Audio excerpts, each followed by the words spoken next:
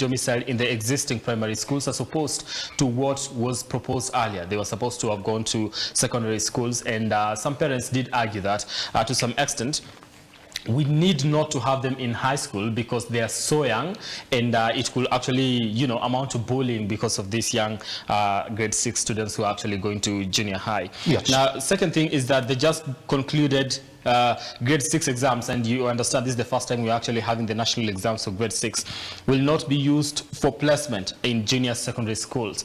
Now, this actually means that they're still going to be in primary school, and I understand they're going to be there for the next 3 years as opposed to what had actually been put across. Now, as an extra classroom and laboratory will be built in every primary school. Primary school teachers handling grades 7, 8, and 9 to be retrained and retooled, because these are supposed to be junior high. So to some extent, they were supposed to have gone to high school. But now that they're getting to remain in their specific primary schools, then we'll have to retrain again the teachers that are going to be handling them. Then we have about 1.2 million total registered learners for just concluded grade 6 tests, and 30,000 additional teachers to be recruited by January 2023 to facilitate transition and bridge the gaps when it comes to matters shortage of teachers in the country. Yeah. And we have also by March 2023, that is when we are going to see the full report being tabled before the president and actually see exactly what has been recommended. Now, this is just the interim report, and as we put it, Simba, the interim report does not have the recommendations that were given by the education stakeholders, and we are talking about big stakeholders in this particular case. I'll tell you that, though, because that's never, by the way, there's not enough really telling me what is on the standard as well, because the way the Daily Nation has put it this morning is the same way the standard has also put it. Okay, let's then talk about it. Here's the thing, though. But when this is what it is. Ruto came in, and during his campaign, he did say that, well, they're going to look into this CPC curriculum, isn't it? Now, with the way it is then, it was supposed to start this year with the junior secondary. The guys who are essentially in grade 6 were supposed to transition into junior secondary, isn't it? But then they're not going to do that, and they probably have to wait up to 2023 March. But then again, they have to remain in this particular primary schools for the next 3 years. And why?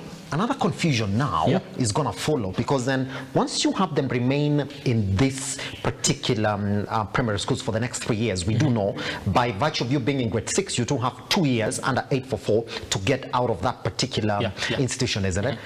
Is that not saying they're going to have a population inflow again in these primary schools, that we want to have a place to sort of settle them, going by the fact that the Uhuru Kenyatta's government was already building classrooms in high schools to accommodate these junior high school students, isn't it mine?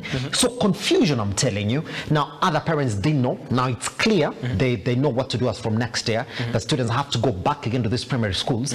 But as you said, what was the point then of going into that expensive exercise? But I call it expensive because you did see the commission. The commission had numbers and names behind it. And then at the end of it all, you disregard whatever it is that they've recommended to you. Was there any point? What can you say generally, like most critics have been saying, we are not ready for CPC? To some extent, yeah, that's exactly what we should have done if you're not ready for it. Because there's a lot of confusion. And I was listening to a radio station today, and somebody called in and says, you have a child that has just done grade 6 and they're expecting to go to junior high. Then you tell them, then again, they go back to the primary school, and also the parents. And so meaning, like, to some extent, they're going to be here longer than actually they were supposed to be. So what exactly are we doing? I don't know.